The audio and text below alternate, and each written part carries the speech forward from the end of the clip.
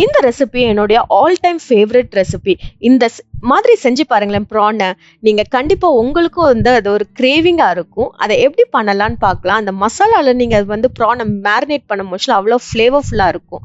So இதுக்கு ஒரு mixing ஜாரில் சோம்பு, வெள்ளைப்பூடு வந்து ஸ்கின் பீல் பண்ணாமே நான் ஆட் பண்ணியிருக்கிறேன். கருவேப்பிலை ஒரு கொத்து நம்ம ஆட் பண்ணிக்கலாம். இது எல்லாத்தையும் வந்து ட்ரையாக கிரைண்ட் பண்ணி எடுத்துக்கோங்க. இன்னொன்று ஒரு பவுலில் சில்லி பவுடர், மஞ்சள் பொடி, உப்பு அண்ட் இந்த பேஸ்ட் க்ளோஸாக கிரவுண்ட் பண்ண அந்த பேஸ்ட்டையும் நம்ம ஆட் பண்ணிக்கலாம். அதோட கொஞ்சம் ஆயில் ஆட் பண்ணிட்டு ப்ரானை நல்லா அந்த மசாலா படுற அளவுக்கு எல்லாமே நல்லா மிக்ஸ் பண்ணி ஒரு 1 hour மேரினேட் பண்ணிக்கோங்க.